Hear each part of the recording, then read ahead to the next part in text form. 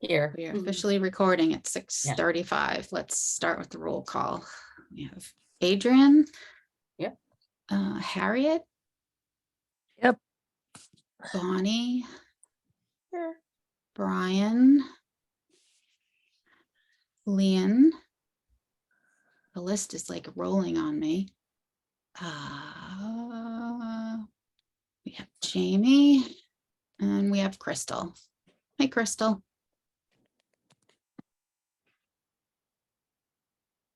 I believe we are just missing one commissioner. Yeah. Hi, Holly. This is Brian. We are missing one commissioner, Katie, and two associate commissioners, Pauline and Henry. Pauline is on holiday. I did miss Bonnie, yes. And I think technically Colin, unless he's officially resigned from being an associate Nope. commissioner. Nope. Yeah. Thank you, Bonnie. Missing Colin too. Okay, so Adrian, would you like to go next? It's nice to see everyone. Sure. Couple things here. The first is I received a request from a colleague in housing. They are discussing, first of all, there's two parts to this. It's called the Home ARP Allocation Plan. And the first thing is there is a stakeholder survey. So they created a survey. They want to hear from all residents. It is actually supposedly due this coming Friday. So I will put that link in the chat and then we can email it out. And I will double check on that due date because I did get that sort of late. Additionally, they will be hosting at least one meeting in January where they're going to talk about this allocation plan. And they are seeking to have a representative from the commission be at that meeting and participate in that meeting and offer feedback. So I told this colleague that I would bring it back to this group of people and you all could decide or talk about if you want to do that, one, and then two, who you would like to delegate to attend that meeting. I do not have any information on that meeting yet. It's to be set or to be determined. We have something in writing that you can forward to me or blind copy the commission, just Yeah, so for myself, I kind of need to see it. Yep. Does anyone have any questions or comments on that first update? Yeah, I missed the first part. Who is this? Sorry, What my is the email. what is the organization? It's within the city, I believe. Hold on, where'd he go? Paul Goldstein, so he's our housing programs coordinator. Does that not ring a bell, Brian? No. Okay. Bonnie, did you have something also to add? Yeah, I would say that I won't officially be a commissioner then, but if we can have somebody who was recently a commissioner, I would be happy to attend this because I think I have a lot of experience in terms of trying to access housing programs in Somerville and struggling. I mean, that is in fact why Leon and I left, because there were no resources there are some very limited resources for people with disabilities, but they are not sufficient. So I think I would have a lot to add. So yeah, something to think about. Thank you. I'll make a note of that. Through the chair, this is Adrian, I wanted to provide some more context. And then I'll forward the email. So they are going to eventually submit this allocation plan to HUD by the end of March.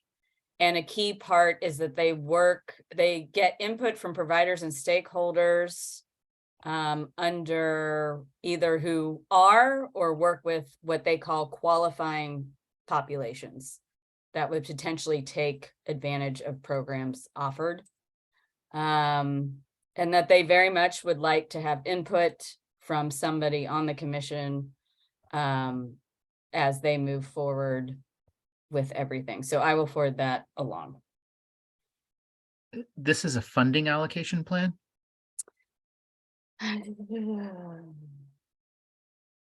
All I'm reading is it's the home, HOME, and that is all capital letters, ARP allocation plan. All right. And if I can get some more context from him, I will include that in the email.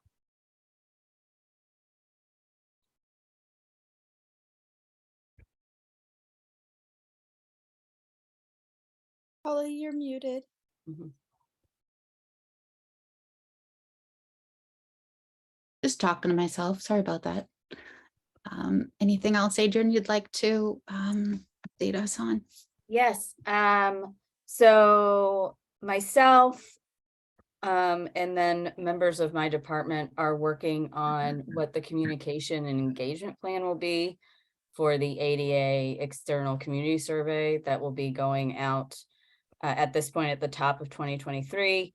And I, of course, want to engage this commission in that outreach to make sure, we're getting data we need and we're reaching people who maybe don't attend these meetings or maybe don't know about anything. So just right now getting some ideas from the groups we could reach out to, or if we wanted to do a couple events around it. We don't have to have a deep dive discussion right now, but any ideas that just pop up. And then, of course, you're more than welcome to email me with more. Great. Great. Thank you. You're welcome. Is your report complete? It is. Thank you, Thank Helen. you. Sorry about that. No, that's fine. I'm gonna save mine towards the end, only because we have a big agenda.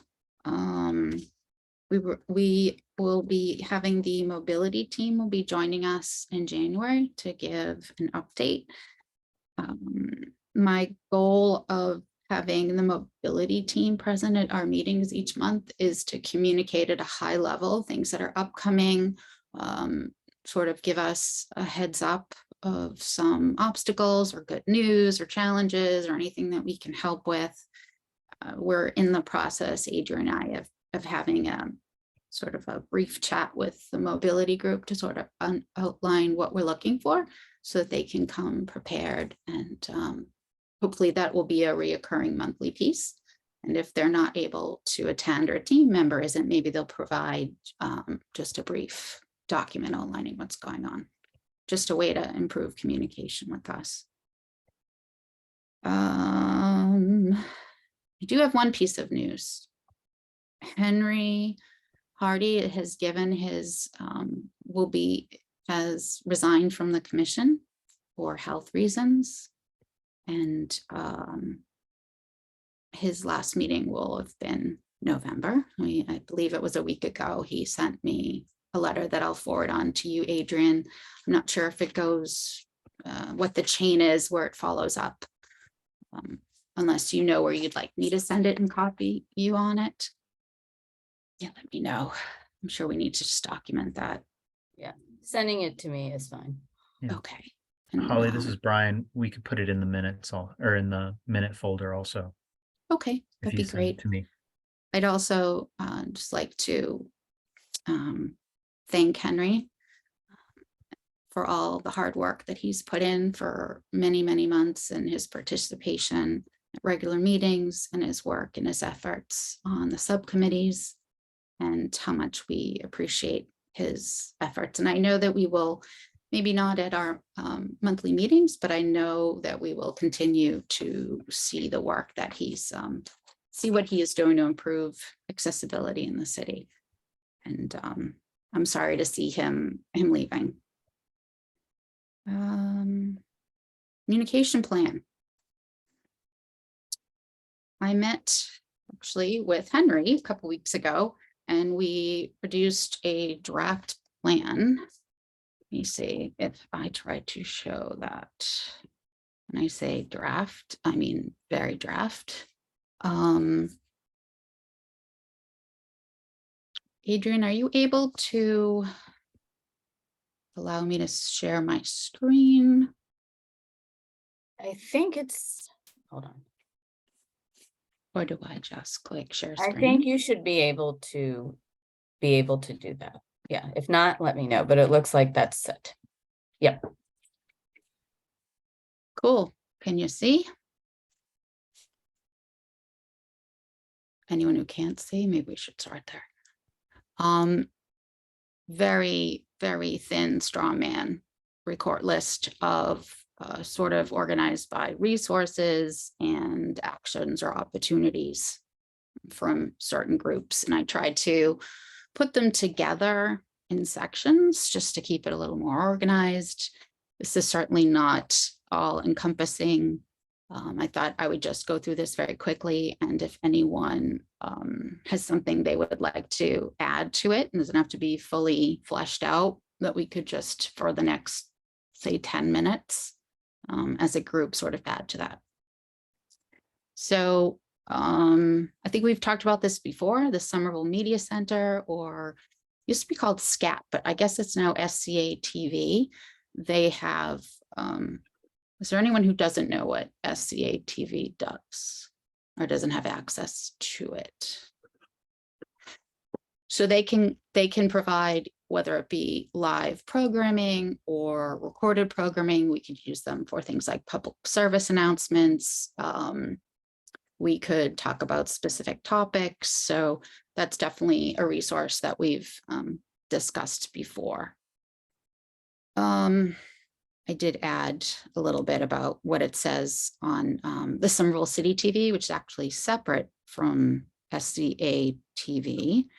They have the Gov TV and the Ed TV, which I frequently watch recordings from. We could also have updates of what we're doing as a commission, or we could live stream our events or our monthly meetings. One thing that we've talked about, and I thought it should be listed in the communication plan, is having email addresses should a commissioner opt that they'd like an @Somerville or an @Gmail, just so that we have a way, if we would like to share with the public, how to reach out to us. And then there's a little bit under a section. Yes, Bonnie? This is Bonnie. I'm just wondering, are these things you've discussed with the city at all, or because This I'm is just a massive straw man, a very thin straw man. I have asked in the past about us having city email addresses, and when we met with Mr. Bean over the summer, that was something that I had mentioned, but to officially ask IT or whatever department it would be, I have not. So these have not been acted upon. These are things that are on the list of suggestions, ideas for improved communication. okay, thank you. And again, that would be optional. If a commissioner chooses not to have that available, that's perfectly fine. Sort of boiled into projects with the city webmaster. And actually, I'll talk about this a little bit later in my brief report, is starting with our webpage having accessible features. Of course, the goal of the city is to have a fully accessible website, but starting with a focus on what our page looks like for it to be accessible. Making sure that our documents are there. One thing I noticed today was when you go to the landing page, we weren't listed as an upcoming event. You had to go in and search for it. There were some events, but hoping that we could be part of that. Making sure that searches regarding ADA and other keywords include our page. And when we're doing searches, they come up without any dates. So you don't know if you're looking at something that's 10 years old or 5 years old. If it's not labeled, you also can't sort by that. And using simple language is something that has been adopted. I want to say worldwide, but it is a piece of accessibility that is very important so that all people can understand written language. Oops.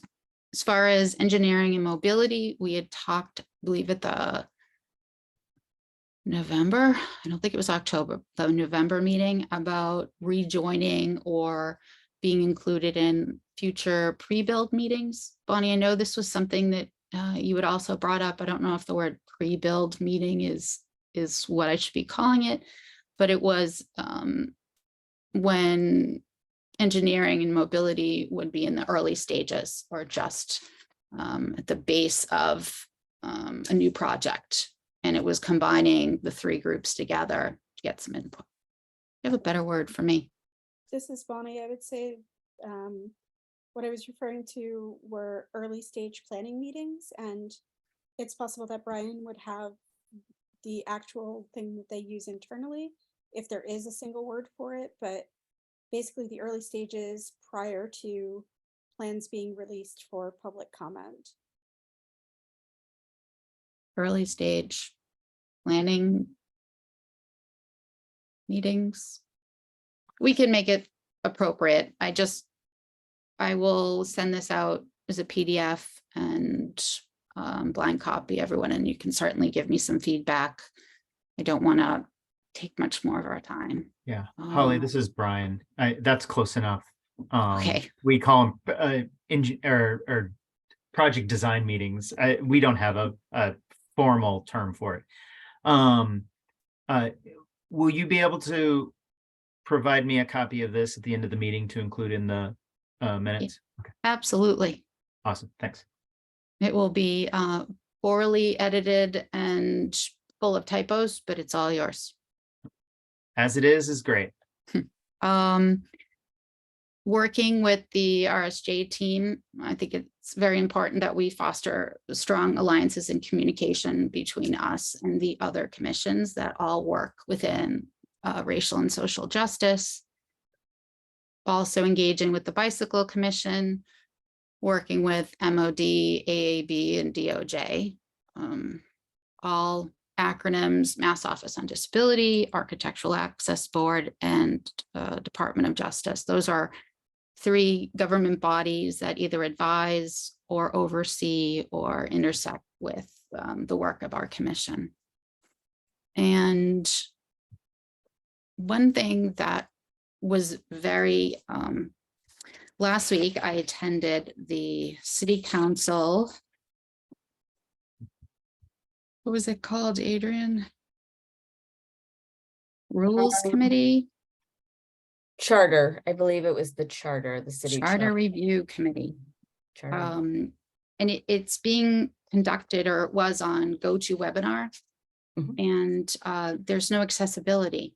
There's no closed caption, there's no live transcript. And when I asked for it, I was told it's not a feature of that software. Bonnie? Yeah, I just want to note that that is the platform that's being used for all city council meetings. So it's not just that one committee or that one meeting. It's what's used to access city council if you can't go in person, which is obviously a huge communication problem, and civil rights fail. It's GoTo Meeting, correct? Go to Okay. webinar. Or maybe it is go to, but I think it's go to webinar technically, but Okay. This is Jamie. I think it's the same company. They have maybe different brands that all start with GoTo, but it's basically the same thing. I believe it was JT Scott who was running that meeting. And he did mention it and asked if there was any staff from the mayor's office who could comment on either how that could be added in or what tools we could use going forward. Because he as well wanted it to have that, I don't know if it's really augmented communication, but be able to have live transcript, closed captioning. Another item that was brought up was events. things that we could be doing alongside the Arts Council. And there was sort of a list of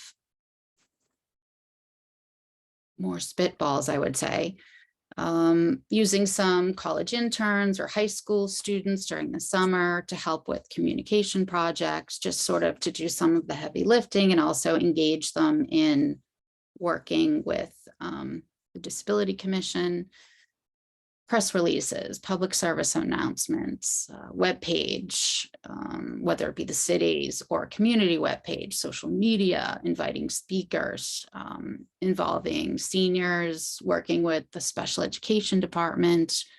The first term that was written down was demonstrations, and I really wanted to make sure that it was listed as public peaceful demonstrations. I don't want anyone to think that the term demonstrations on a communication plan means anything nefarious. This is simply sharing an opinion. And then ward teams. I don't think I've explained what I mean by ward teams, but in Ward 4, where I am, I've worked closely with Jesse Klingon for a few years now, sort of putting a circle around Ward 4 and looking specifically at issues that exist most likely in other wards, but if we're able to solve a problem or identify an issue in one ward, then it becomes, it can be, the change can happen across the wards. So the idea was to mobilize residents in particular wards who would like to sort of be within that circle and work with us or bring forward things that they see in their specific ward. I know that was fast and slow at the same time. I don't know if anyone has any comments or anything that they feel is a big missing gap. Clearly, this is a working document.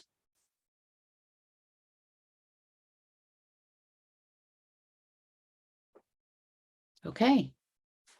Adrian, do I just hit stop share? Okay. Accessible parking fines fund. I was looking at the reports, and actually, do we have a copy of that report available that we can share on the screen? We do, yeah. While you look at that, look for that. I just want to add one comment about the report. Personally, I know when I've missed a parking ticket, they go up pretty high in fines. And I was looking at the column where's the date when you've actually received the ticket, which could be, in some examples, they are as old as like 2019. And when you look at the day that they're paying them, it's the current year. So they're 2.5 years old, or even a year old. And with the base fee being, let's say, 200, the fees collected are only 220. So I don't know if there is how they're calculated. And I tried researching that to understand what those numbers become. So that's my one question that I want to bring back to Mr. Bean, or maybe it's to traffic and parking. I don't know if Adrian or Brian, if anyone has seen. So that's the cool summary. Trying to make it bigger. There's the spreadsheet where it shows like for the particular month and what the fine is and the dollars, and it has dates. So you're looking for, your question is centered around why there's not an increase in a fine, like for a delay in payment or multiple tickets, things like that. Yeah, if you're able to bring up one of the Excel documents. Bonnie, would you like to add to this? I saw your hand up. Oh, no, I was scratching my hair, sorry. Oh, it was a stretch. Okay. But I would say that I think it's a separate document from the report that lists out the actual tickets for what you're talking about.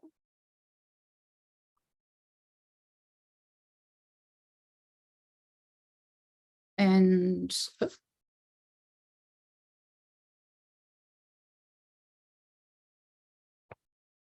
might have come in a separate email. This is Bonnie. Like there's a list of all of the tickets. Okay, let me see.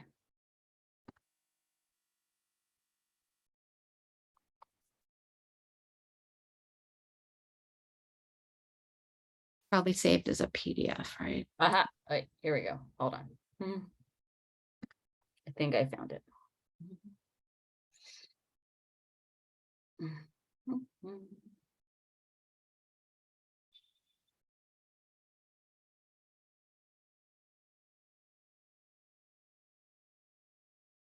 Yes. Yes. Mhm. Yes, big is awesome. If you scroll down to the issue date, I don't know if it was this month, you can see Oh, I see. Okay. so those are 2022. Like at the top, there was in April of 2021, there was a ticket that was paid in November of 21, and it looks like it's accrued 88 cents, or no, that's the value. It's still $200. Right. Yeah, I can check. I know when I've just gotten parking tickets for, not moving my car for straight, silly stuff that I wasn't paying attention to. They're very clear about 21 days. And then, there's a process of appealing, a hearing, if you choose to go that route. That might be part of this. This might not. I don't want to comment because I don't know, but I can check with parking just to see what the process is for these types of violations. And so like if you look the third or fourth one, it says 204. Oh, because it's obstructing, but the fines that are listed are still 200.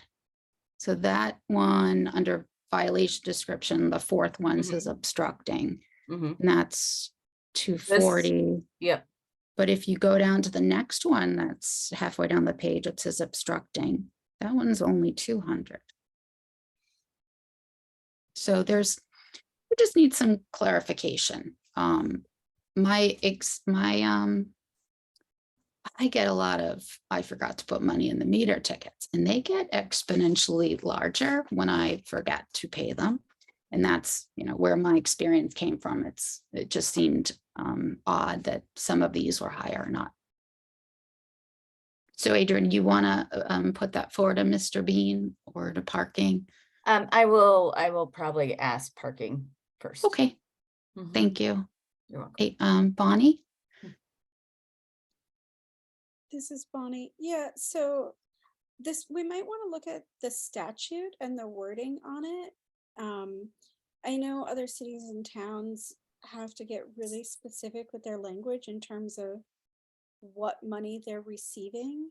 So I don't know that it would be automatic that we would receive any late fees associated with the fine itself. And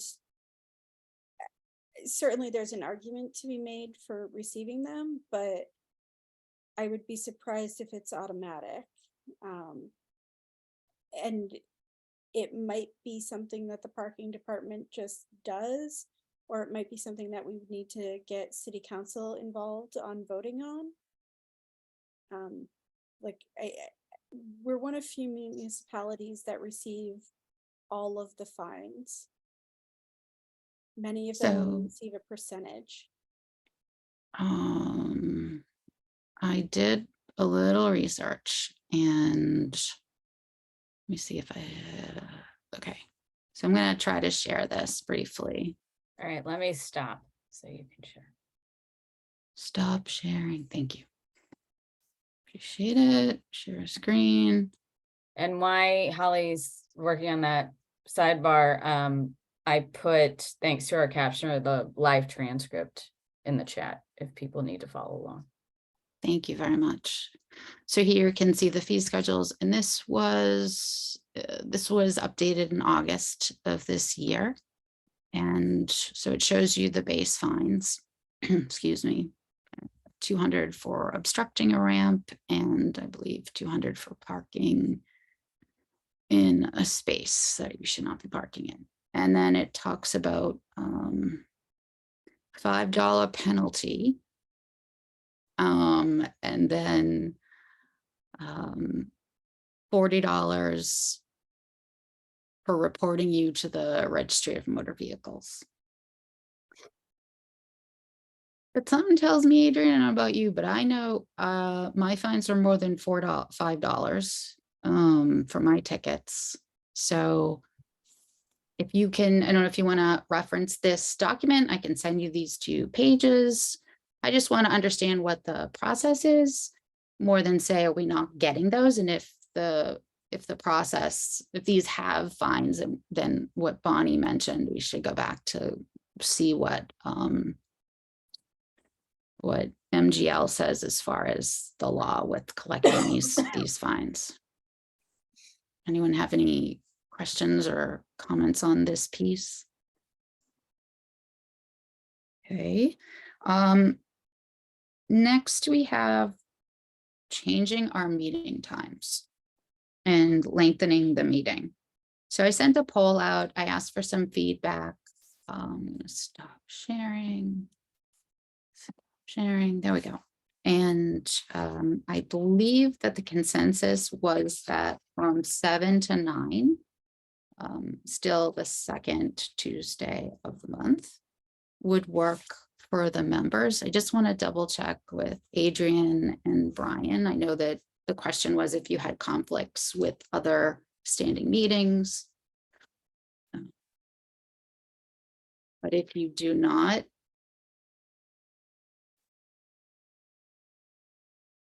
This is Brian. I don't have any other standing meetings on Tuesdays, but like I said in my email, other committee meetings run by the council do sometimes get cross-scheduled with this. They're not considered standing though. okay.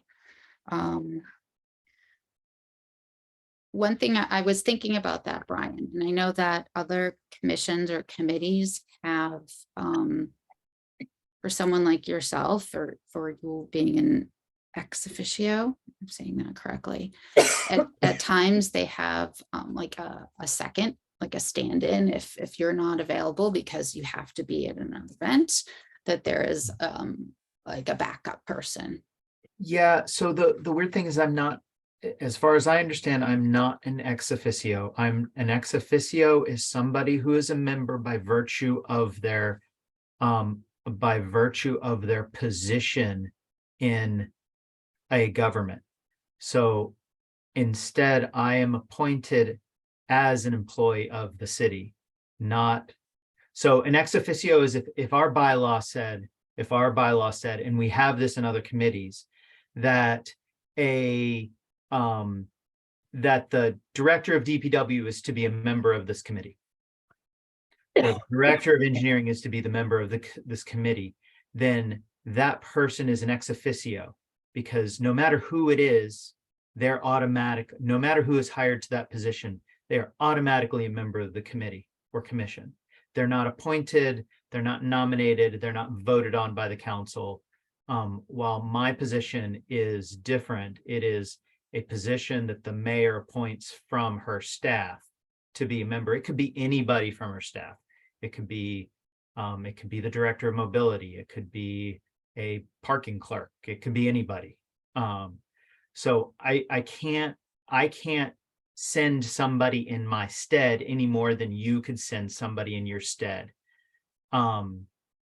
Because I'm not, yes, I see it's on the website. That doesn't necessarily mean it's right.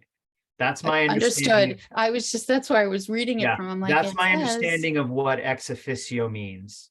I don't believe I can send anybody else in. I can't appoint somebody to vote for me. Okay. We can check with legal or the clerk's office, but that's my understanding. Okay. I'm bringing that up because there are times directly relates to the conversation of shifting the meeting time and making it longer. There are times that you have to be at another meeting. When the mayor went to all the different wards, I mean, that has to be the priority, and I understand that. But I don't think, and it's really more of a matter for quorum, but I don't believe I can I can't nominate my traffic engineer. I can't nominate Adrian even to be my second, if you will. Okay. I just don't believe I'm legally allowed to do that, but we will double check. Okay. Does anyone else have any comments or anything they'd like to bring up about changing our time to 7 to 9 moving forward before we possibly vote on this?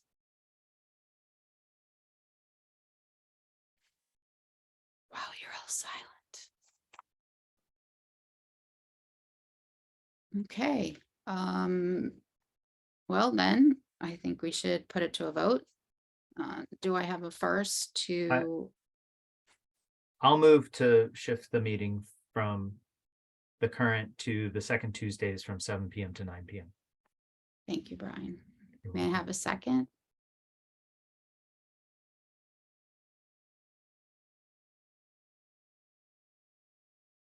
I don't think we. Ian, we can't hear you.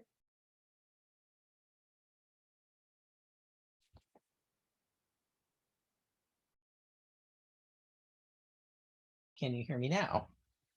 Yes. Okay, I will second this. Thank you, Leanne. We have a second. All those in favor? Hand up. Yes.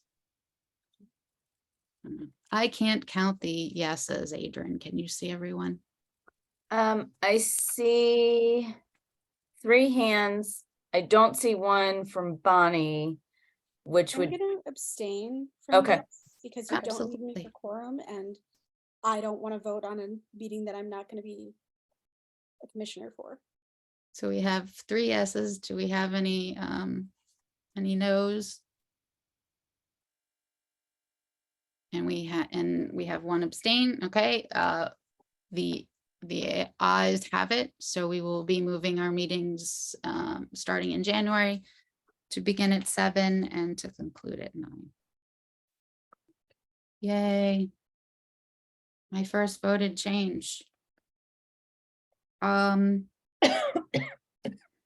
going to go back to the chair's is- report. So This is forgive me. Leanne. Oh, hi, Leanne. Point of Sorry. order about the moving the meeting time. Is that something that is in the bylaws? And if so, does this vote cover that, or do we specifically need to vote on the bylaws? No, if we vote on it, it effectively changes the bylaws. but I don't think the time's in the date's in the bylaws, like the second Tuesday, but I don't think a time is in the bylaws. So if you, because there was some previous discussion about a potential different day of the week or different week, that would have been a bylaw shift. Okay, yeah, I think I was remembering the date and Yeah. just assumed the time was with it. Thanks, Leanne. We will definitely make sure that we update future agendas and God bless you. And also the schedule for when meetings will be happening online. And okay, so we have to change that time. So I'm going to go back. I talked about Henry, but what I didn't share with you yet is that we have 3 recommendations that were moved forward from the mayor's office to city council, and they are waiting to be scheduled with the confirmations and appointments committee. I think that's right. Confirmations, personnel and appointments, or personnel and appointments? This is Jamie. It's the Confirmation of Appointments and Personnel Matters Committee. I was close. Thank you. I missed some words. Yeah, correct. Mhm.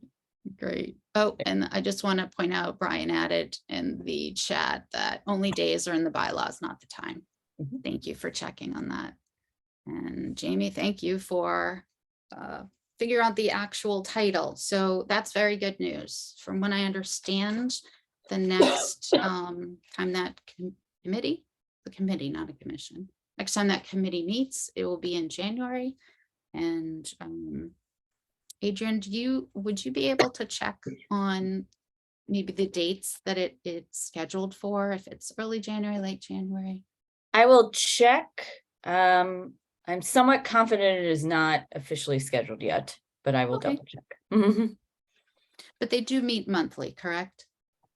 That is the goal, from what I understand, that those committees of the city council try to, and there may be a listing on the website, but sometimes that shifts depending on, because things, you forget about holidays and things like that, but I will double check.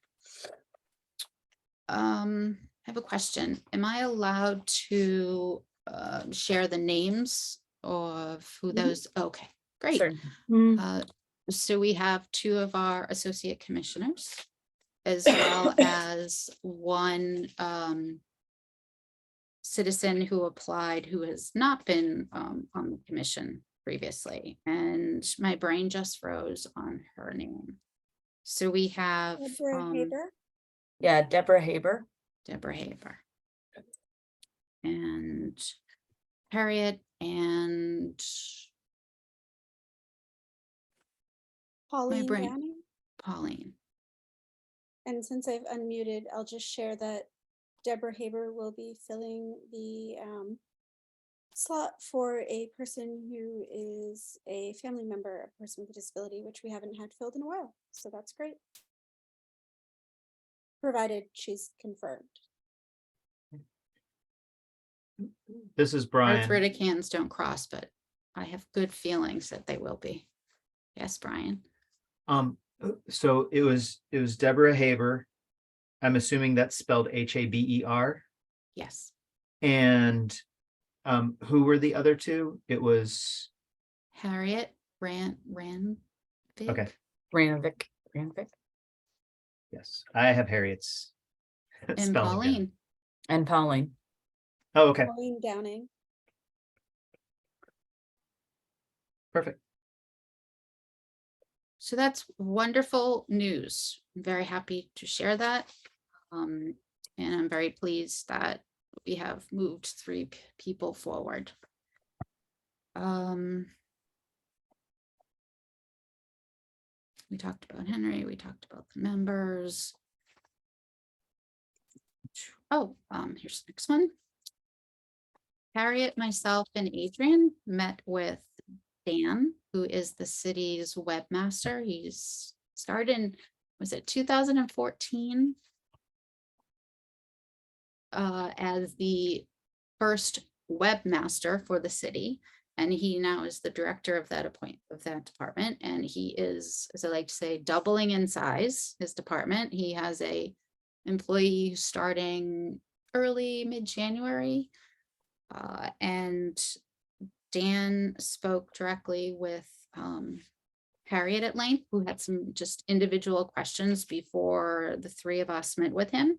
And when we met with Dan, forgive me, Adrian, I don't remember the exact date. Was it like the 5th? It was early December. It was last week. It was last week, yes. The purpose was for Harriet to demonstrate what it's like to use a screen reader throughout the website, which I don't know about you, Adrian, but I was just amazed at the effort and the concentration required for Harriet to use the app on her iPhone and to use her fingers to go forward and backward and listen to the prompts to go through the sections of the web page. And she pointed out some very specific things that globally could be changed that would affect all over the website, that would improve things. Which was great to know that this one simple change could make everything, could resolve that issue for many pages of the website. Dan is extremely open to us demonstrating specific things, and he is really happy that we're willing to give him information. In the past, it was more than 5 years ago, they were looking for people to go through and test the website and give feedback. And he was really excited to see that our commission had members who would also be able to give feedback to him. Adrian, is there anything you want to add about that chat that you felt was important, or anything I may have missed? Nothing, further that isn't related or similar to what you said, but I think particularly, and it's pretty public, so it's okay, Dan is somebody who identifies with lived experience and is disabled himself. And so I think, he really appreciated that time with Holly and Harriet, because it's something he's very invested in, from all sides. And so I think those three are, and I can't speak for Harriet or really Holly, but Yes, and I would like to speak when you're finished. Yeah, of course. thank you. Yeah. But I think it opens up, now that he's getting more staff and capacity, that's going to be more helpful to get that website more accessible. So that's what I will offer. Harriet, want to give us some more? Yeah, share yeah. some more Well, about the meeting? the first and the most glaring problem is that for a screen reader, where it says, "How can we help you?" doesn't have it doesn't have a way to click it and make it into text that you can type in. So that's the first major error. Like, how do you go anywhere? What do? You just wander around and around till you find what you think you might be looking for. So not having a functional search box has got to be perhaps the most troubling thing, which until I demonstrated it, there's no way Dan or you, Holly, or you, Adrian, or most people would have any knowledge of that. So that's one thing. And there's more, there are more things too, how we link up, even how to find this meeting, and how to move from calendar to calendar. It's just to give an overview that naturally this was not designed in its beginnings for screen readers. And I also recognize and said it in our meeting that redesigning something that's already made is extremely challenging. But Dan seems to have some confidence that that can happen. So that's all I have to say. Thanks. Thank you, Harriet. I agree. He is definitely invested. And I also had really good confidence that he will be making immediate changes. He was literally on the webpage, looking at the back end, making some edits. There was something, who was dancing? Some dancing image when you go to page not found. And we talked about how an image is really tough in certain places because there's no, it can't be picked up by a screen reader and there's no text associated with it.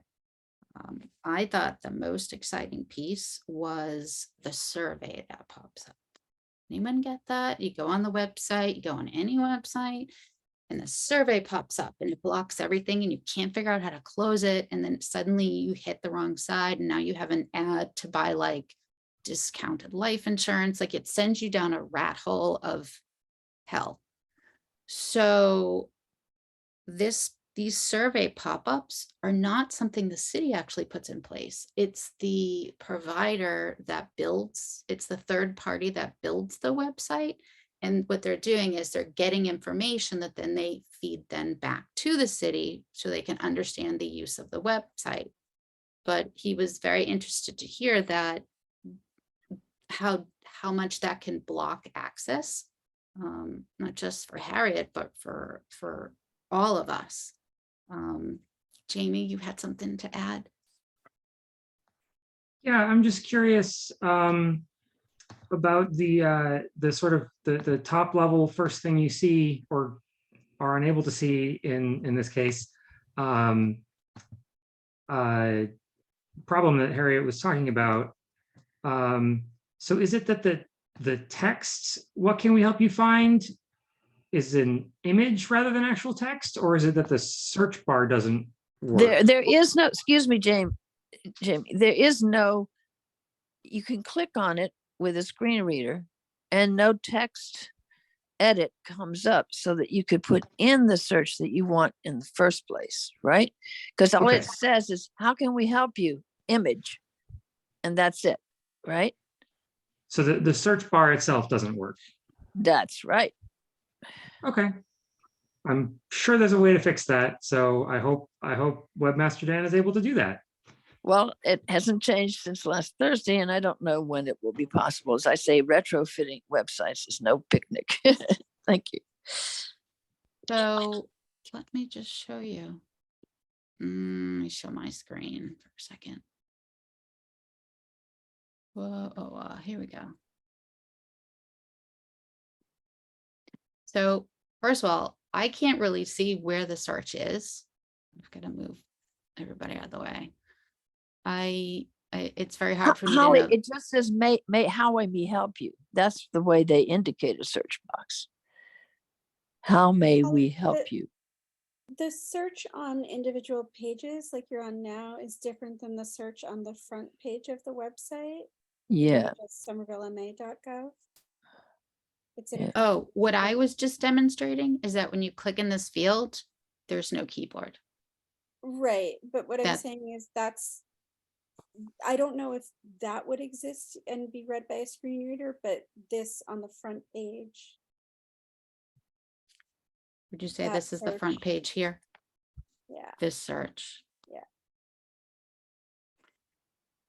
So Harriet, I'm on that front page. I just clicked inside the search screen, the search window box. And you said that a keyboard doesn't come up, or when you get into that prompt, it won't Yeah, take all it text. has to say is edit, text edit. And that means it's editing. Otherwise, it just says text. Okay. So it's just unavailable. That's all. It's just totally unavailable. And you wouldn't know that unless you were using a screen reader, you know, you couldn't. I couldn't believe how patient you have to be, as it's literally going through every single piece to get through to something that you're looking for. But there was something about skip to main content. That was a feature. Yes, that it was could skip be to main added. content and also skip to navigation. Those are very helpful things. And it would actually be enabled as an invisible link, which means someone who was sighted wouldn't hit it by mistake or land on it and get sent back. But Harriet on a screen reader can activate it so it could go back to the top and allow her to go through with more purpose. So that was, I thought, another great discovery. So we are talking again. Adrian, is it the 15th? It's later this week. Thursday. And the goal of that chat is to talk about resources. So through the Mass Office on Disability, they have grants to help municipalities with the costs of hiring consultants, or to either see what is or isn't accessible globally on their website, or to make or to hire them to do some consulting or validation. They also have some incredible staff at MOD. One second. Bonnie, I'll come right back to you. They have an individual man whose job at MOD is simply to talk and train municipalities about what an accessible website looks like. Go ahead, Dave. Bonnie, you wanted to add something. Oh, I had a question. I know that the website has had problems for quite some time, but this is a new version of the website. I'm not sure if it came in at the start of this administration or the end of the previous one, but Harriet, did this function used to work on the old website?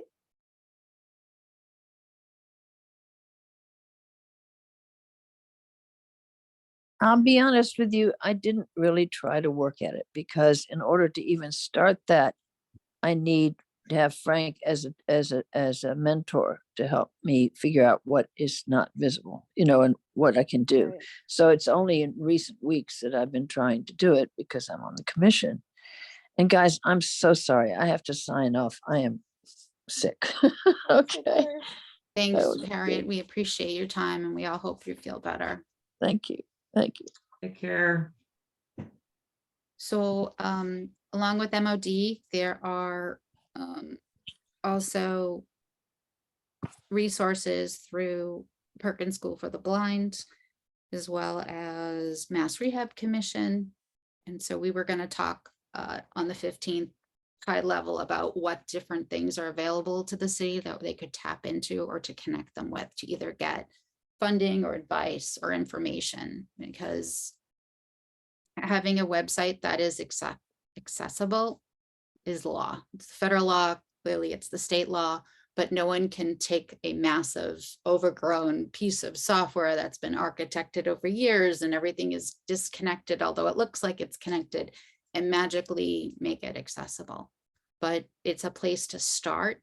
And I think if we focus on things that are changes that will go across all of the different all the different pages within the website, that would be the bigger hitters. So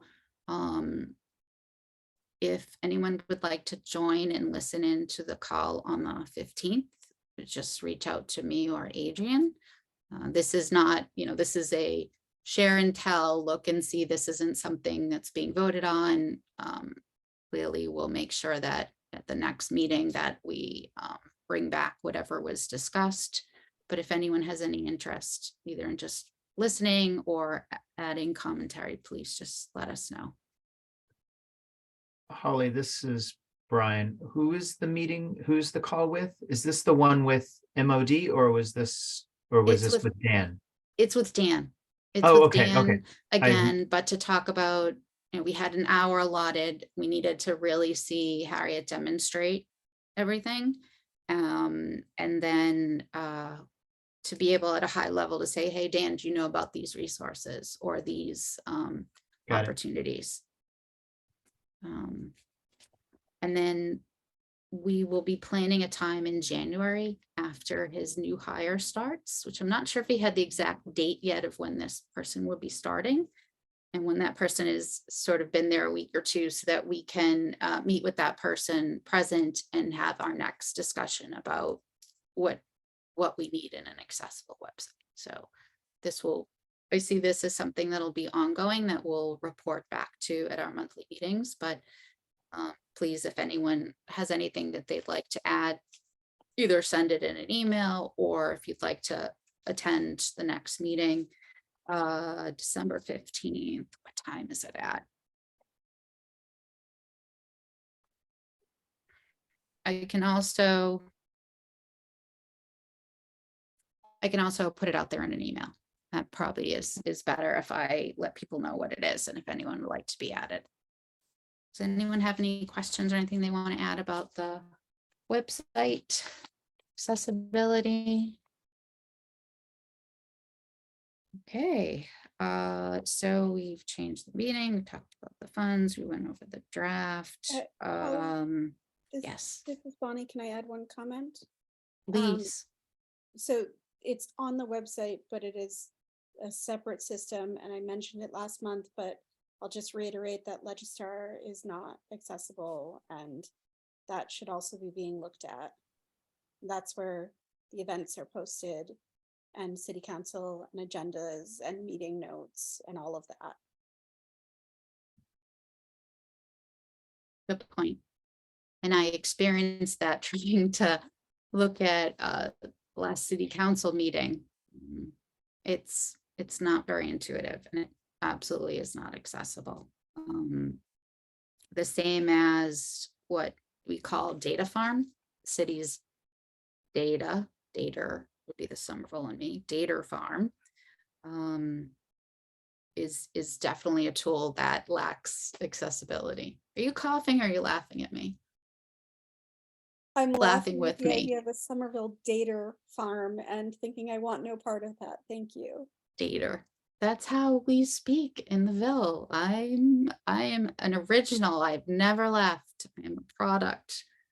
I only learned to speak properly because I needed to, which means I slow down and I enunciate. But if I get really tired, the data farm comes up. Does anyone not know what the data farm is within the city's website? Does anyone know what it is? Let's try that. Come on, this is one of my favorite things. The data farm is, oh, Crystal. Do you have something to add, Crystal? Just the data farm is theoretically the mechanism by which Somerville makes available amounts of data that it collects that is de-identified from the sources. If it's got sources that are, apologies for the microwave beeping, if it's got sources that are private information, for example, you can request a data set of the traffic violation tickets issued, and like you can like create a study of your own out of the data that comes out of it. That's what I did for a class. Pretty cool. It's also required that all municipalities and other agencies have some type of public facing tool that has frequently requested information that's public, either in a reportable form or that you can search through. The one thing that I encounter when I try to look for information on the Somerville's data farm is that you need a degree in engineering. You need to understand how to use some of the back end software to manipulate things, and that is not something I learned. So the data farm product is on my list of things, not just because it's truly not accessible, but it's also not intuitive. So that's on my list of things. Anyone else have anything? So I highly recommend you find the data farm and take a look later on. It's very cute. It's got little farm animals. And I don't mean to say it's not useful. It's useful for other people, but I have problems using it personally. Holly, Brian? this is Brian. Are you referring to data.somervillema.gov? Possibly. Are you looking at somerville.data.ma.gov? Correct. And I'm just asking whether data farm is a colloquialism for, or a term for this, because it doesn't appear to be the name of the site. I think that's what it comes up as, but I do have to show you all something very quick. Sorry. This. Can I just do a time check? It's 7:38. Did we have a variance to? Yes, we do. I will stop in the next 3 minutes. Thank you very much, Bonnie. This is the image that Harriet stumbled across. Remember, Adrian, the man, and the screen reader was interpreting the label as something completely different. But this is what's it, the 404 error that basically says we can't find that for you. And this was a huge, this is a big stopper for not being accessible. So let me just look real quick. If I search for data farm. Never mind. I found the data farm. I did not. I thought you were referring to our data portal. Data farm. That's how it shall forever be known.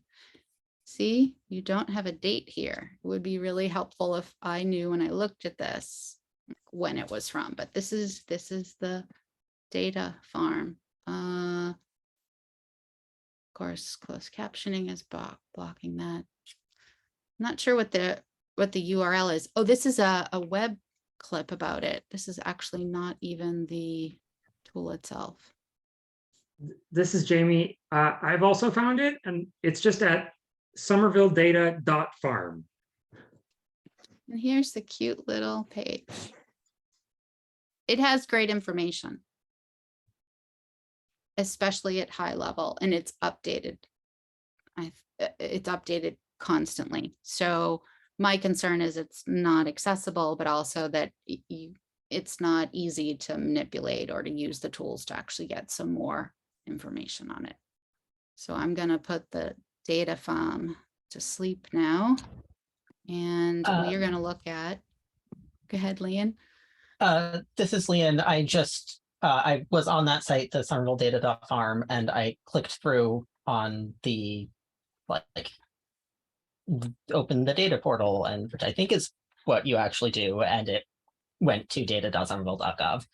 So I think they are in fact the same thing. It's just a fancy front page. Cool. Thank you for that help, that information, Leanne. So we are going to move on to the most important thing, which is the page 2 of the agenda, variance request.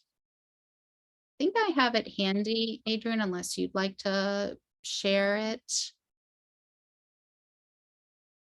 Believe we. Nope. Well, I had it here handy. Do you have it? Can you show it on your screen, Adrian? For some reason, it has left mine.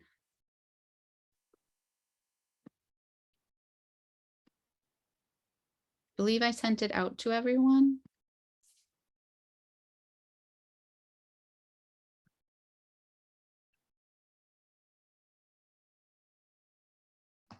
This is Jamie. I received a PDF with the variance application in an email from you on November 28th.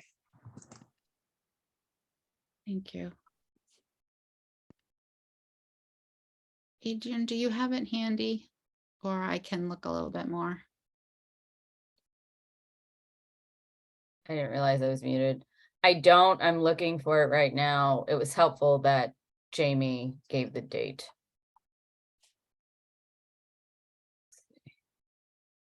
I found it. Okay. I had this crazy idea that I could make I am tired. I could make folders for every month. Oops. And actually have all the documents sorted. And I found it. Look at that. There it is. I don't know how it fills the screen for other people. Is that appropriately sized? Is there anyone who cannot see this well, that I need to change the way it's displaying? Okay, so Adrian, would you, or who's best to walk us through this? Would it be Adrian? Would it be Brian? I don't want to be the one who summarizes this and miss something, other than it's a particular address, the challenges that they're having. Brian, would you be able to help me out here? You'll have to give me a moment to catch up. Yeah, I worries. have to look at it. So in my non-engineering brain, well, Brian is using his engineering brain, it has to do with the buildings along 690, 694 Broadway, which is in Ball Square. And it's a group of, I want to say like 3 or 4 existing retail locations. And it's really an issue with the elevation of the sidewalk itself and the door entrances into each of those retail establishments. And this particular location is being taken 2 of the existing spaces and turning them into a single retail establishment, which happens to be a dispensary. And there are issues with the elevation and the ramps.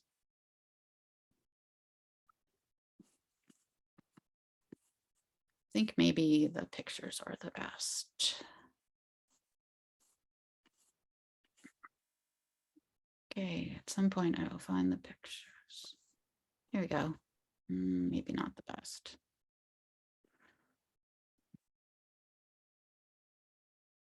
Brian, do you get notified when there are variance applications? This is Brian. I do not get direct notifications. Okay. I'm sorry, Brian. Oh, go ahead, Adrian. To clarify, Holly, as long as contact information is updated, at the state level, it generally comes to myself, and then I pass it on to the chair. And then also I believe our director of ISD gets them as well, and he often duplicates efforts and then sends them to me as well. So that does remind me that now that you are chairperson, we need to update MOD and the other agency that you are chairperson. So you will hopefully directly get them as well, but I always pass them along. Yes, Yeah. Bonnie. Thank you. As the chair, I was receiving them and I am still receiving them directly from MAAB, who sends Yeah. them out. And the legal requirement is to notify the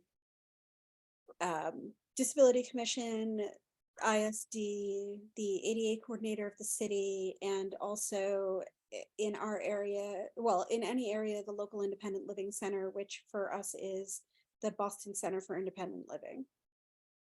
But they have been sending them directly to me, so I think an email letting them know you're the chair would get them sent to you as well. Thanks, Bonnie. So this is what the front looks like, and it's not really easy to see, but these have some serious slopes. So if you were to, not that we would, Brian, if you were to somehow raise up the sidewalk to eliminate the slope, this would be way too high, where the sidewalk meets the street. And this issue with slope is across all of this whole building. Good old Jimbos or Jumbos, the jumbo. You can sort of see the slope in this next picture here, where you can see it from the side of Josephine.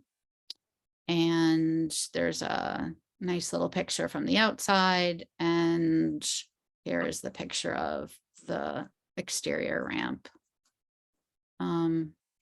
Brian, were you able to see what the grade was, or what the slope was here? What percentage? They haven't noted it anywhere that I can see. So So one thing that I think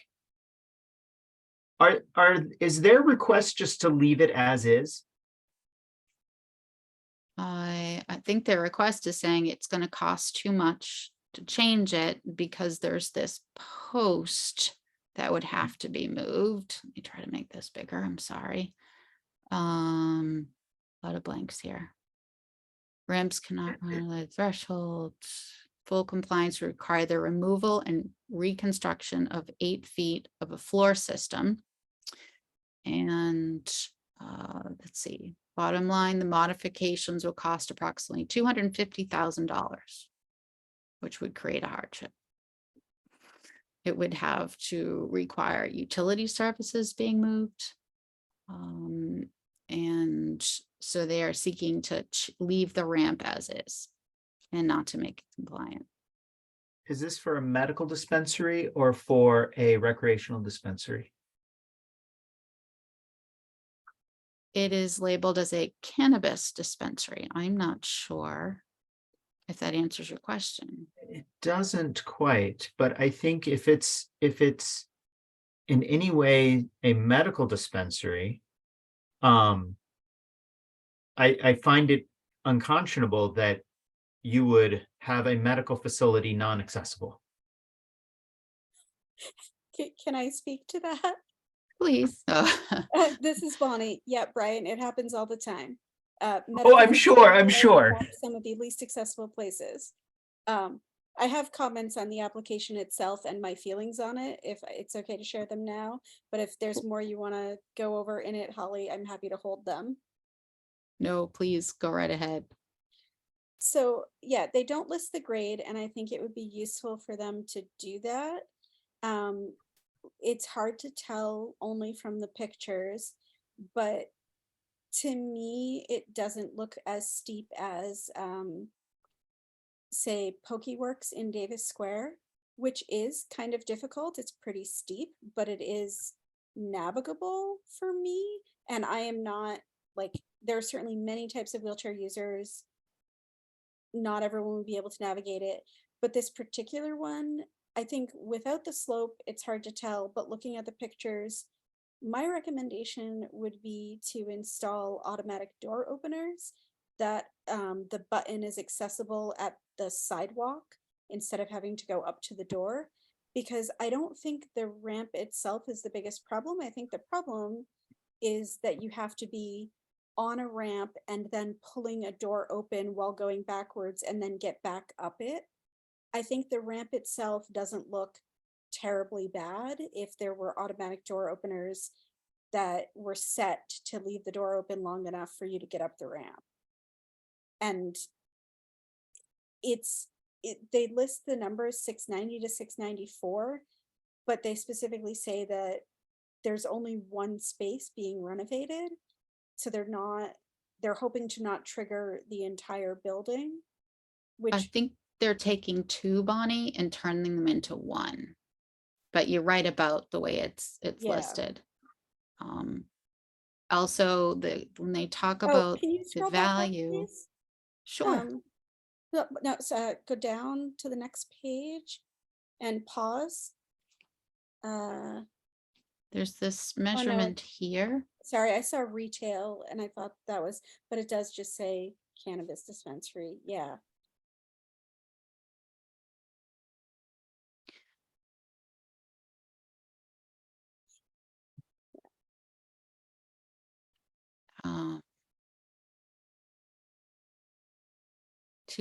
Into a single dispensary with a single customer entrance.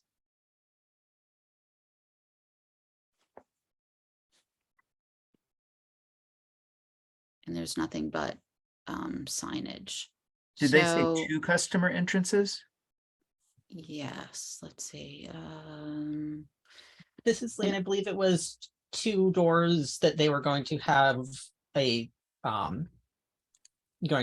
specific like routing so that one would be an entrance and one would be an exit. I read this as taking two of the, let's say there's 4 spaces in this building for retail, and they're taking 2 of those spaces and making them into one. But it's not extremely clearly, and let me look back at the picture and see if that's.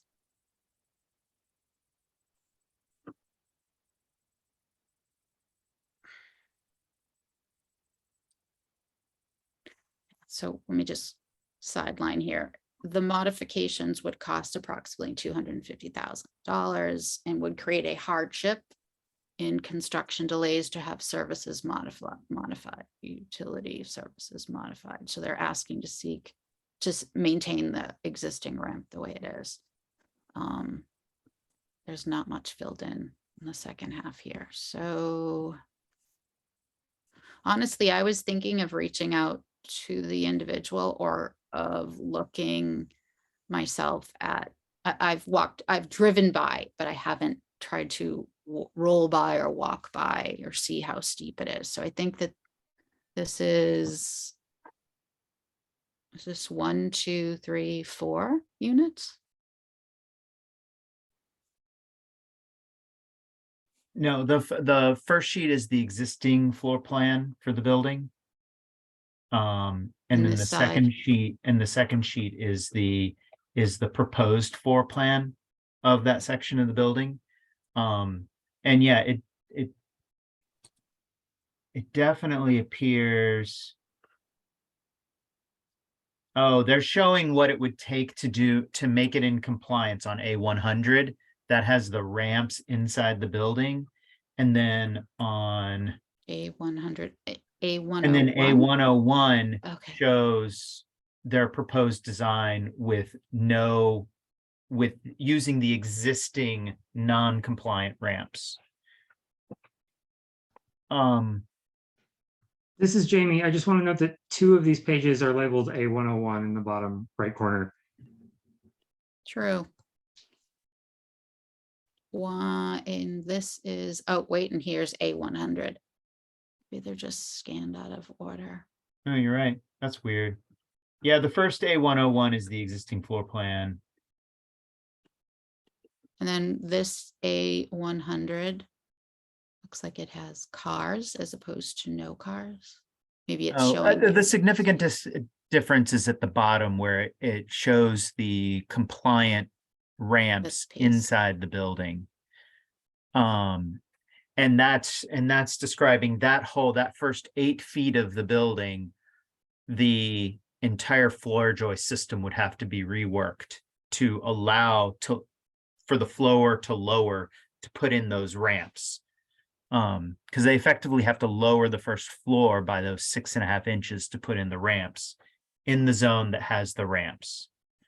I given the time, I just want to acknowledge that Bonnie had I think a really astute observation. And if the commission finds that reasonable, I think that's something that we could consider. The second is, in comparable scenarios, we have told the applicant that they had to include an assessment of reconstructing the sidewalk to be compliant with a raised section of some sort, to provide compliance. I'll tell you, that's not my preferred option, but it's definitely something that the city would entertain if that was the best way to meet compliance. Bonnie, you had your hand raised. Oh, and so does Leanne. Yeah, Yeah, this is there's longer. yeah, so this is Leanne. I had a couple thoughts. One was very similar to what Bonnie said, is, I wanted her opinion on would this ramp be usable if there was an automatic door. Then a question along with that is there anything that can be done to a door above what is required by code or by ADA to help compensate for the ramp being itself not quite compliant, that we could say, we would recommend granting this variance if they do extra to make the doorways as accessible as possible. And then the second is, I don't know if there's anyone here who knows anything about buildings themselves and, what you can do without making it unstructural. But I'm curious, given that the side street does itself have a slope, presumably there is some point along that side wall where the sidewalk is level with the floor inside. And I'm curious if it would be feasible to add a side entrance that would be a level entrance, or if that would require basically building the entire wall in a way that would itself be impractical. And I don't know enough about buildings to know if that's a thing to suggest.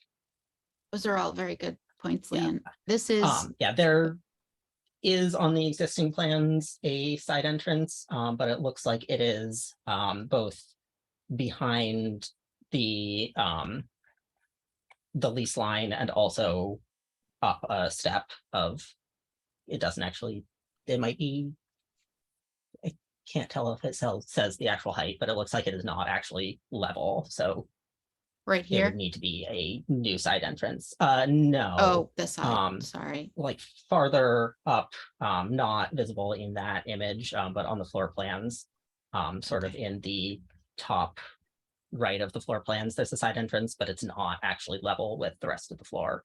So if that were to happen, it would need to be a new side entrance cut in the wall. Here, I'm showing a half decent image of the 6.5 inch sort of a lip that's here. Or the edge of the ramp, as they're calling it. Bonnie, you had your hand raised. Yeah, I dropped a link in the chat, and it looks to be a retail establishment, not medical. And their license is an economic diversity license. So I don't know if we want to factor that in at all. And in terms of side entrances, I can't speak to building construction, but I can say that most marijuana, if not all, I think there are rules about the entrances because they have to control who is in them and they have to be able to monitor that and pay attention. So I think they probably legally can't just add a separate entrance. Oftentimes there are two, but it's one to go in and one to go out. It's not two to go in because they can't monitor that the same way. So this side in this picture here would be an in and this side would be the out, is what you're saying? No, Liam was suggesting if they could add a door on the side street. Oh, okay, sorry. Yeah, this is Leon. Yeah, the one to go in, one to go out is what they currently have marked on the plan. And I was wondering, could there be another one? But it sounds like with the specific use of the building, that would be more complicated than it would be for something else, even if it worked, physically with the building. So that's probably not the route to suggest. So yeah, I think seeing what can be done to as far as automatic door openers and like if I don't know, wider doors or adding a handrail, if there's anything else that can be done to make the existing ramp as accessible as possible, rather than just saying, yeah, it's fine, keep it as is, saying keep the part that has to stay as it is, but do these other things to try to compensate as much as is physically possible. Bonnie? Piggybacking off what Brian said, given the time, I think unless we're ready to vote on recommending just adding automatic door openers, what I would suggest is motioning for the chair to contact the MAAB to find out when they are planning on doing a public Right. hearing on this, if they are planning on it, and if they can hold that for when we can do comments or scheduling a separate meeting to go over this. I think that's a good idea. What do you feel? How do you feel, Brian? My biggest concern is if they are having a hearing right away, if we don't come out of this meeting with some answer. Yeah, go, Bonnie. Yeah, I will note that this was on their agenda for yesterday. I don't know whether they decided to grant the variance or push it to a public hearing or schedule it for an administrative review where they do more looking at it themselves or ask for other information, because they're about 4 months behind in putting their meeting notes up, but it was on yesterday's agenda. How did So you I find that, think Bonnie? on the MAAB website. Okay. I was not aware of that date. Yeah, Okay, well, they don't post their agendas until 48 hours prior, but I think it's 2 Mondays a month that they have their meetings, and I looked and this was on yesterday's docket. But as I said, I have no idea what the result of that was. So I think either we need to have something and immediately submit it, or the chair would need to contact them and say, we would like to submit comments. What's our deadline? I feel strongly that I think it would be best if I reached out to them and found out what happened at that meeting and what the time frame is for us to look at this more thoroughly. One thing I'm concerned about is this is 4 units that all have that same issue. And if that triggers changing one, does that mean they should be doing all? Is the under pieces, I'm using all the wrong words, but what the utilities and the supports that are in the basement, if they go across everything, are they only fixing a piece of them? And if they did all of them, you'd had full accessibility. Do they, how does that? My thought is if the whole building is inaccessible, whether it have 4 spots or 3, they should all be updated at the same time. I'm not saying it's triggered by the law. What I'm saying is if we're asking them to change it, wouldn't it make sense for them to change the others at the same time? This is Brian. It makes logical sense, but there's no mechanism to require them to do that. So there's no mechanism for logic. This you just specific you logic. can't compel them to fix a different part of the same building that is not in the construction project. And that's leased out by a different tenant. I don't know of any, I've never heard of a way to compel to make that compulsion. Okay, well, do we need to vote on having me reaching out to Architectural Access Board to find out? We don't need a vote for that. Okay, We don't need a vote to get information. okay. But I still am worried that if they come back and say they need information before we next have a meeting, and we're coming into the holiday, I find it highly unlikely we will be able to find time for an impromptu meeting. I think we should come out of here at least giving you a vote of recommendation for a particular solution, and which I think the door buttons is a good start. And if they have us more time so that we can meet in January to provide better, then we would amend that vote. But I think we're not giving you enough tools if we leave this meeting without a vote. I have one other question. The entrance that has the slope and the 6 inches, it's still pretty steep there. Is there some type of a material that gets put down that sort of gives you a little bit of grip as you're proceeding up? I remember pushing Elizabeth's chair, which was very heavy and heavier with things on the back. And as you're going up, you literally could feel yourself going back. But in some cases, there were like rows of like paint, but it had like cement into it or something. And it just was a surface that sort of prevented you from rolling back. Do you know what I'm talking about, Brian?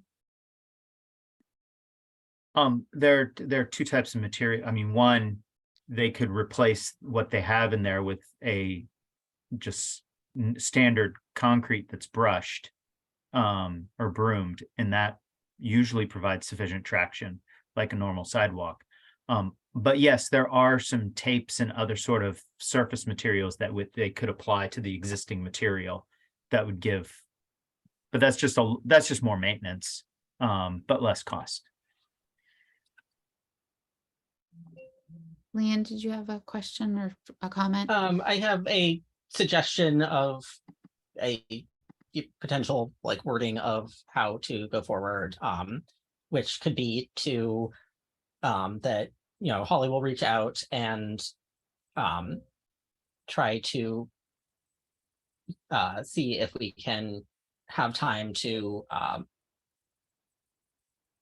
have another full meeting before, and you know, vote on something to submit as a group that could be more fleshed out.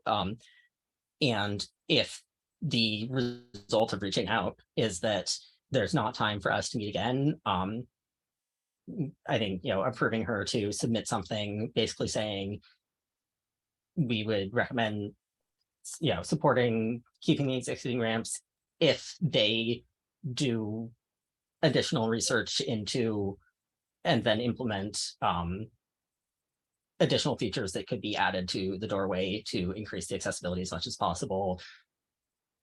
Potentially things like, you know, automatic door openers, obviously, you know, potentially things like the texture, railings, width of the doorway, and some language around like work with a consultant or something so that we don't have to have all of those answers right now. And then if we have time to actually come back and meet again, we can go more into the specifics of what that would mean.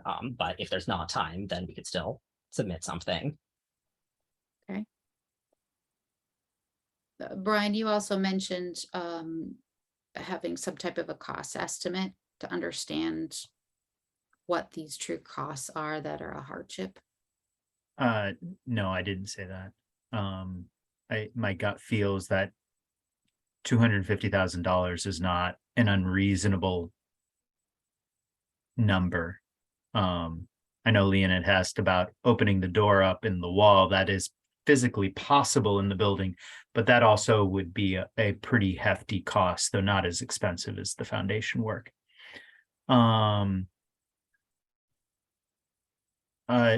Sorry, when you say not unreasonable, do you mean that is not an unreasonable cost to expect them to do, or it is not unreasonable for them to say that's too much, we can't do this?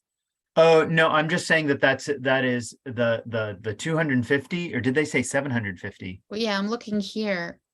Oh, no, 750 is the value of all the work that they're proposing to do. And the additional work to do the basement work to make it fully compliant would be an additional 250. I'm not going to judge whether that is a reasonable or unreasonable hardship. But that does seem roughly comparable to how much that amount of work would cost. I don't think they're overinflating the value. Okay, my mistake. I thought I heard you say you wanted some more detail around what changes they were going to be doing. Then Yeah, no, I must have misunderstood. no, I think that they looked at the most difficult way to solve the problem and then they stopped.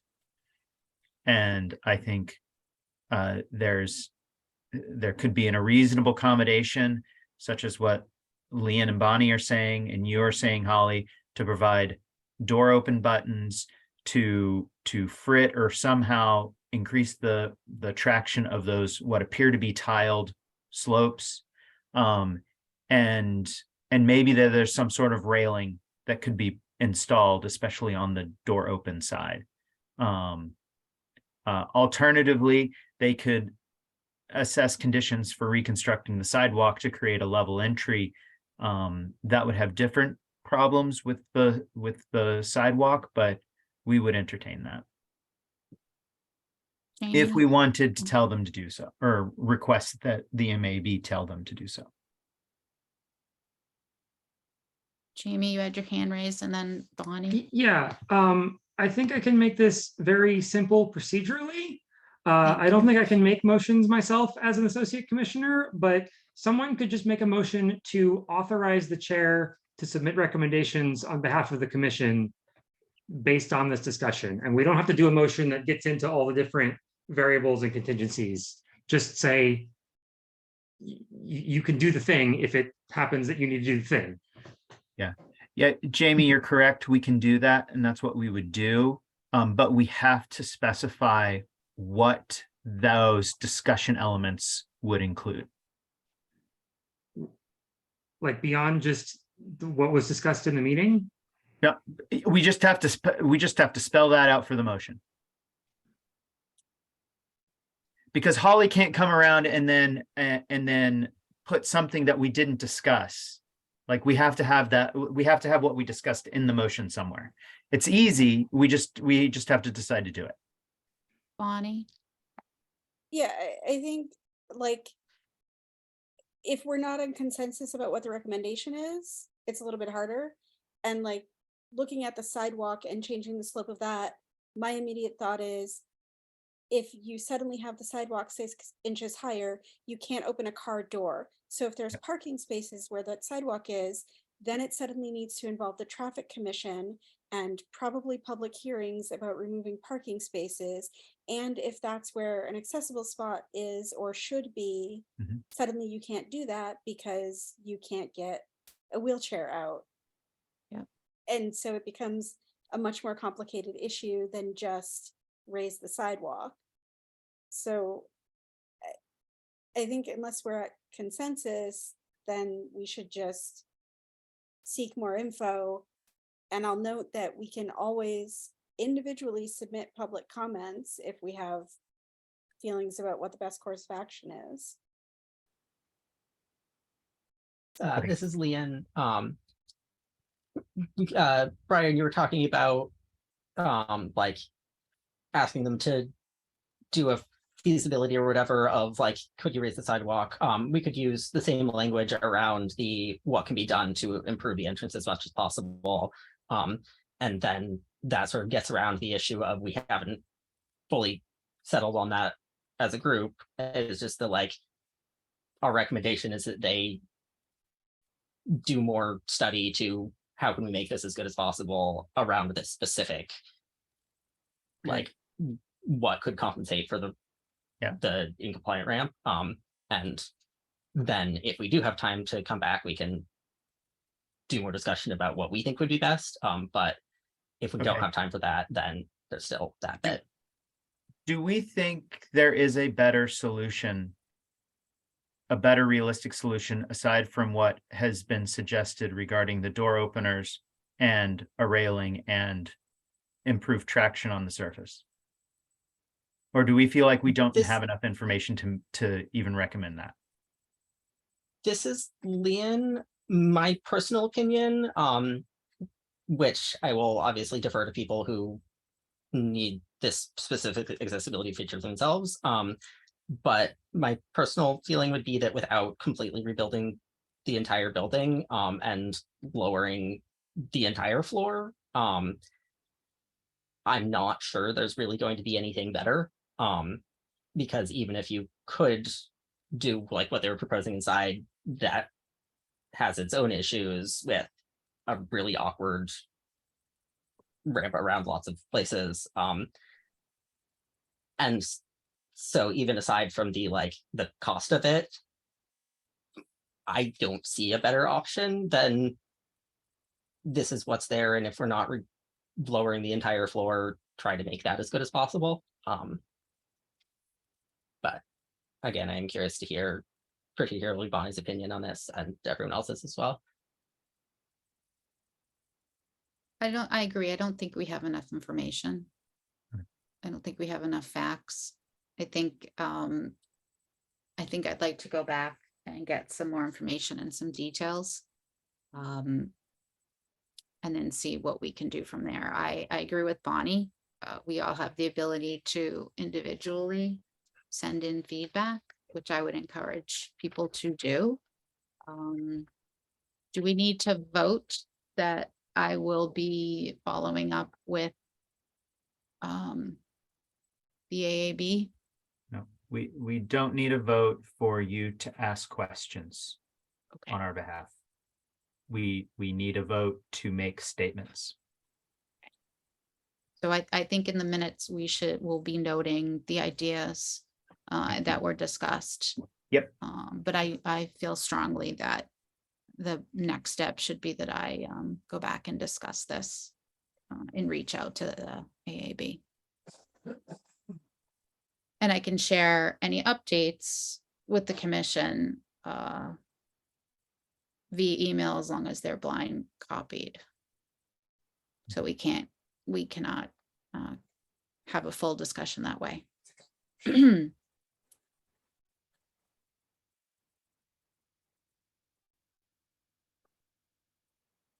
Sounds good. Okay. We are at 8:19. I think we need a motion to end, Move to adjourn. adjourn. Do we have a second? Second that motion? Okay, Bonnie is our second. All those in favor, say aye. Raise your Aye. hand. Aye. And we are adjourned. Thanks, everyone. Everybody.